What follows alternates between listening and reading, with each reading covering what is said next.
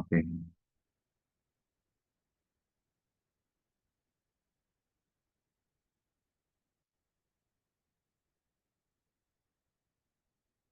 Okay, please join with the prayers. Shri Shri Jagannath Baladev Subhadra Maya Sudarshan ki jai. Panchatattva ki jai. Jagadguru Srila Prabhupada ki jai.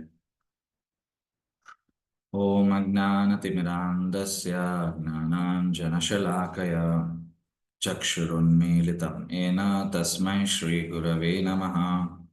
Nama Om Vishnupadaya Krishna Presthaya Bhutale Srimate Bhaktivedanta Swamin Niti Namine Namaste Saraswate Deve Gauravani Pracharine Nirvishesha Shunyavadi Paschatya Deshatarine Jai Shri Krishna Chaitanya Prabhu Nityananda Shri Advaita Gadadhara Shri Vasadi Gaura Bhakta Vrinda Hare Krishna Krishna Krishna Hare Hare Hare Rama Rama Rama Hare Hare.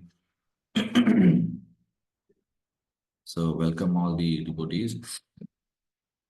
Let us go through the shlokas for today. So it's a big shloka. So there are about 4 shlokas. So somebody would like to read what is on the screen, chant the shloka and then the translation. You can unmute yourself.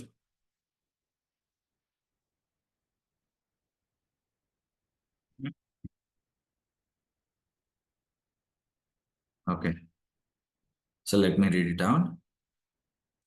Shri Bhagavan Uvacha Prakasham cha pravrittim cha mohameva cha pandava na dveshti sampravrittani na nivrittani kankshati udasina vadasino gunairyo na vichalyate gunavartanta ityevam yovatisthati nengate samadukha sukha swastah samaloshtaashma kanchanaha tulya priya priyo dhiras tulya nindatma samstutihi manapamanyostulyo's tulya mitrapi pakshayoho sarvarambha parityagi gunatita sa uchyate. Translation. The Supreme Personality of Godhead said, O son of Pandu, he who does not hate illumination, attachment, and delusion when they are present or long for them when they disappear, who is unwavering and undisturbed through all these reactions of the material qualities, remaining neutral and transcendental, knowing that the modes alone are active, who is situated in the self and regards alike happiness and distress, who looks upon a lump of earth, a stone, and a piece of gold with an equal eye, who is equal toward the desirable and the undesirable, who is steady, situated equally well in praise and blame, honor and dishonor, who treats alike both friend and enemy, and who has renounced all material activities. Such a person is said to have transcended the modes of nature. So,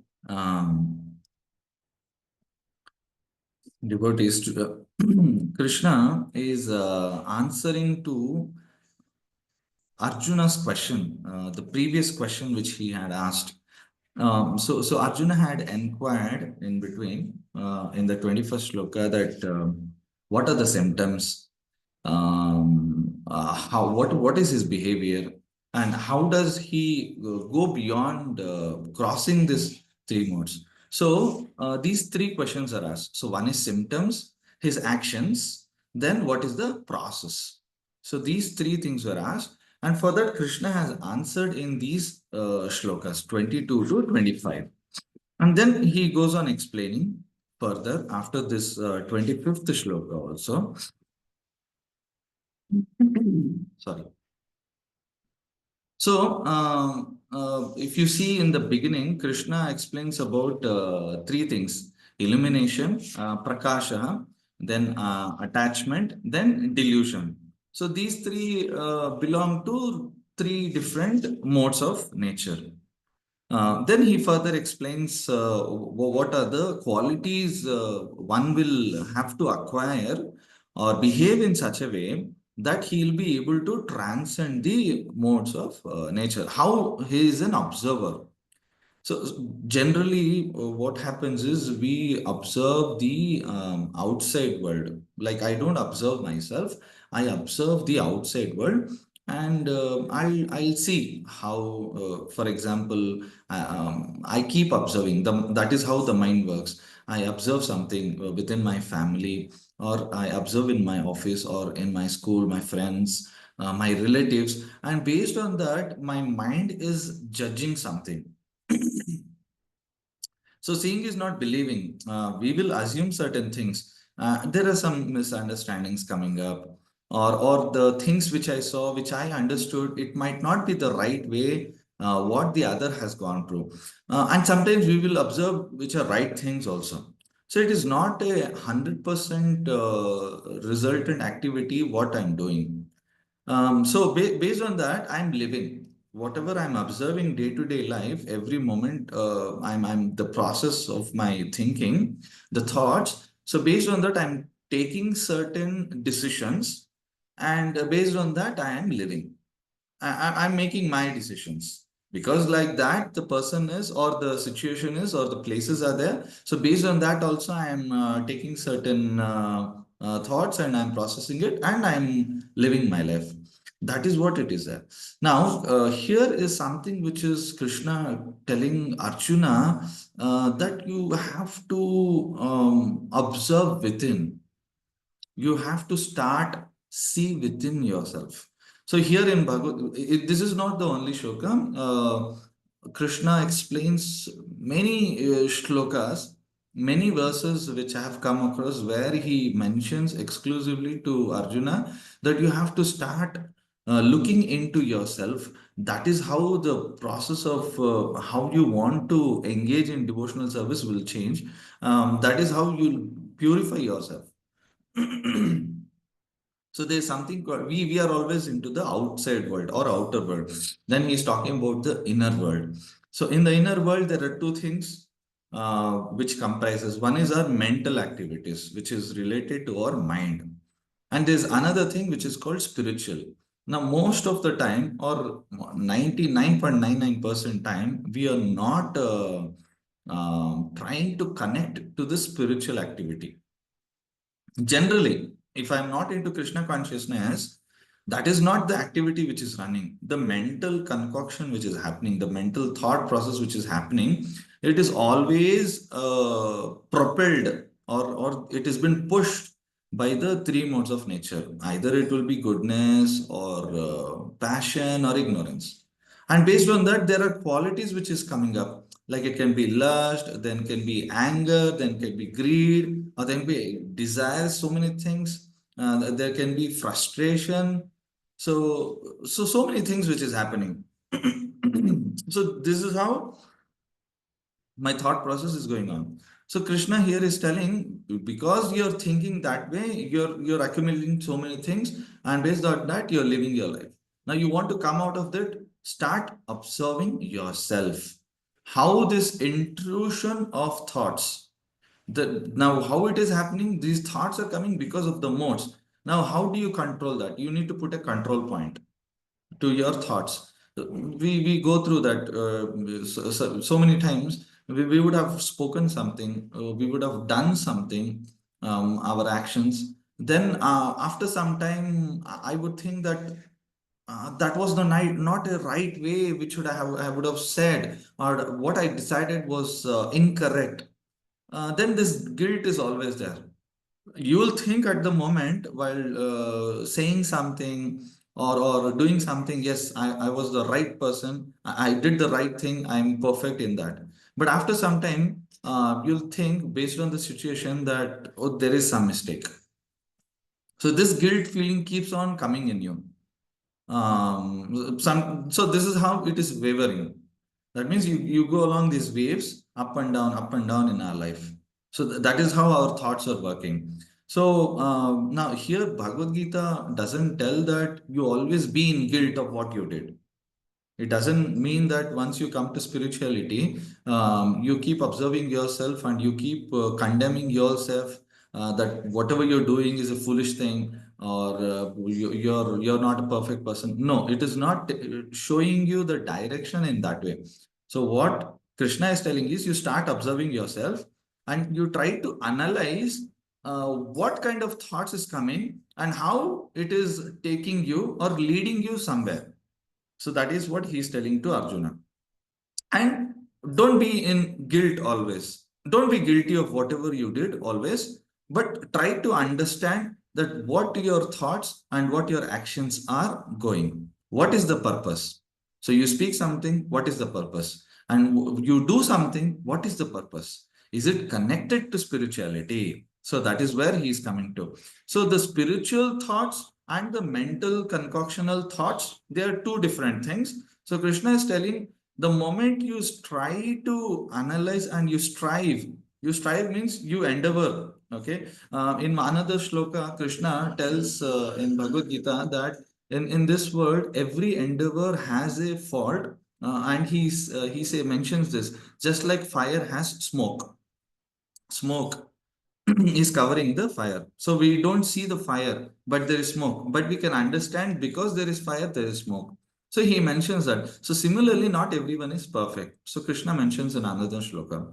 So similarly here, we are not doing what is required. So when you come to this process, you start observing yourself and the thoughts get purified. You put control points and you try to judge whether this is an intrusion of or if this is driven by the modes of nature. It is very difficult in the beginning, but you can understand the qualities when you read Bhagavad Gita. There are qualities of how the modes work. Like I explained, lust, anger, greed, the excess desire, so many things on the sense objects. I see some, some woman. There's some thought coming. I see some object. There's when I go for a shop, I see some object. There's a desire, something, but then I do not put a hold on that thought that whether it is required or not, whether it is good or bad. I don't think about that. So this is how our mind is revealing. So that is what Krishna is telling, that you need to observe yourself within, and then your behavior starts changing, and then this process will take you beyond the modes of nature. For that, what I have to do, I have to be a very menial servant to. So that means I need to be submissive. I need to submit to someone. We may externally not accept, I will not submit to anyone. That is the general mentality of anybody in this world, be it Indian body or anyone. We do not have that submission mentality. So Krishna tells that, but by default, we are submitting to everyone. Either I'm submitting to my wife or my boss or my superiors in the real life, if you see. But outwardly, we might not accept. We might scold them, or we might, argue with them. But here, the submission, what Krishna mentions is he need to accept this reality, and you need to go through this. So in this connection, once there was a the point here is how a spiritual master takes you through this process, and for that you require complete dedication and surrender. The word is surrender. Surrender doesn't mean slave, because this concept of surrender and slave was given by the Britishers. That's how they broke our educational system. We were always in a surrender or a serving mode, but they took the advantage and made us as slaves. Okay, so that's how the change. But if you see the Vedic civilization of the society which everybody were living, so it was a serving mode everybody had. So for this connection, there's one pastime where Sripad Ramanujacharya once some Brahmin came, and he was a very Brahmin was a very poor person. He was not having anything much, and he wanted a spiritual master. So he came across Ramanujacharya. He surrendered. He said, whatever you tell my Gurudev, and I will serve you. Okay. I want initiation from you. You please give me Diksha, and you give me that mantra. I will, serve you whole lifetime. Then Sripad Ramanujacharya, he's a Paramahamsa. He's a Ananta Shesha avatar. So he understood and he saw this person, what kind of a person he is. So he said, I want to tell you one thing. If you want initiation, or if you want to surrender to me, then there's one condition. You have to wash your feet every day and give me that water, and I will sprinkle and take a sip of it. So that is the condition. Provided that, I will accept you as my disciple. Now, this is something strange. It is completely opposite. We actually serve the spiritual master, wash his lotus feet. So that is how the process is. We sprinkle, we take a sip. But here it is opposite. So he accepted, and other disciples also who were there, they were astonished and they were surprised how such a big sannyasi, he's famous everywhere, and he is doing like this. So he accepted him as a disciple, and every day Ramanujacharya had told, you should not miss even one single day.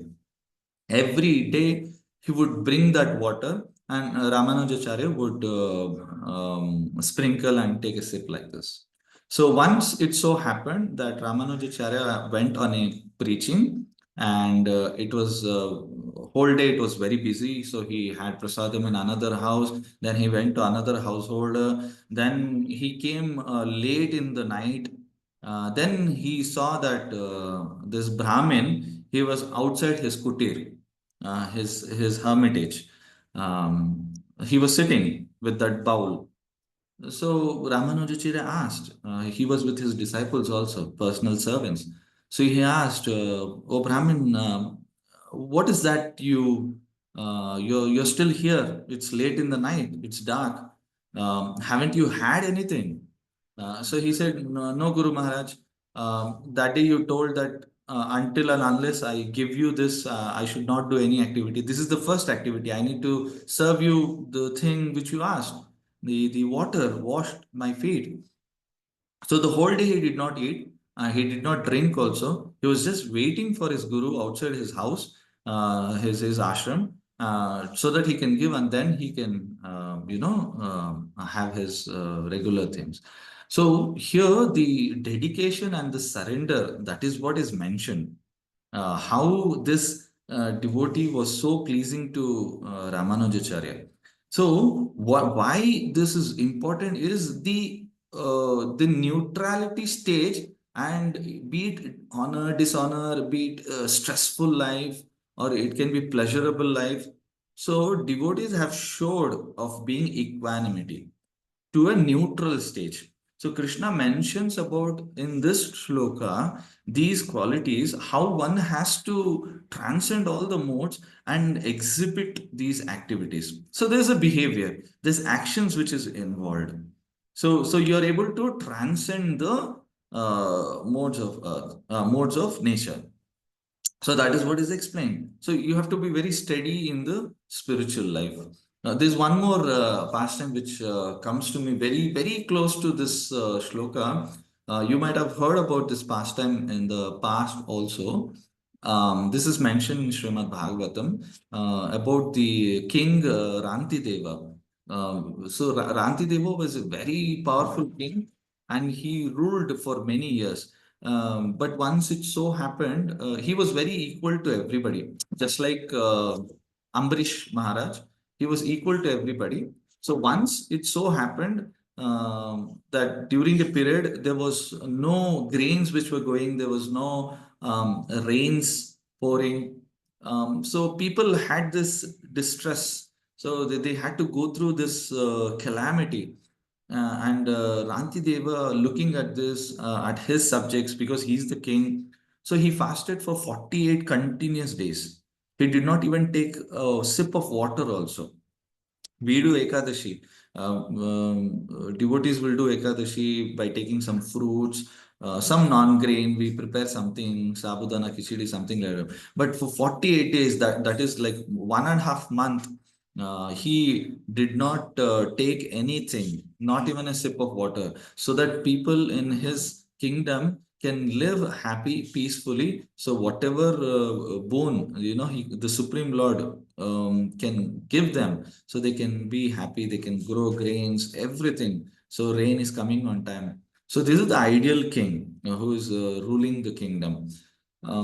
So it so happened that after this, there was rain, and they ended their tapasya, and Rantideva was about to have his meal, about to have the prasadam. That's when this the story takes a twist. So when he was about to start with his prayers, and then begin the fast ending, taking food stuff. So a brahmana came. So a brahmana came, and he said that, "O king, I'm very hungry. I'm in your kingdom. Please give me some alms." So he begged for the alms. Now, because Rantideva was so pure and so exalted, he saw everywhere. So Krishna in this sloka mentions about looking at an equal eye. He mentions about looking at everyone in an equal eye, friend or enemy also. So that's how Rantideva was living. So he saw everyone as equal, every living entity. So he received this guest, and he gave the respect and gave the share of his food. He gave away the food. Now he did not have much anything. He had some fruits and some other stuff. So he gave away the food. Then he again divided the remaining foodstuffs, because relatives also were there, and he had very little to eat. That's when a Shudra came. Shudra means a worker class. So he came, and he asked, "Please give me some food. I'm very hungry. I'm in your kingdom." Immediately he gave away. And this Shudra had some dogs also. He said, "The dogs also have not eaten for some time. So please give me, O king." So I have come with these dogs, and they're also hungry along with me. So he gave food to them also. So like this, he gave to the Brahmana and the Shudra also.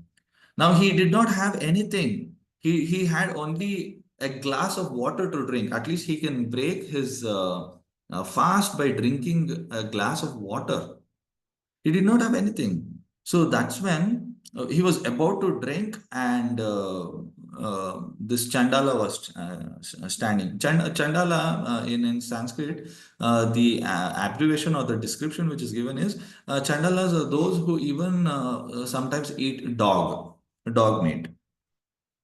Okay, we have heard today's generation. If you see, we hear that the people somewhere in India also, they eat dog or pig or so many things. Some people eat even so many kind of animals. So Chandala is described like that. So a Chandala came.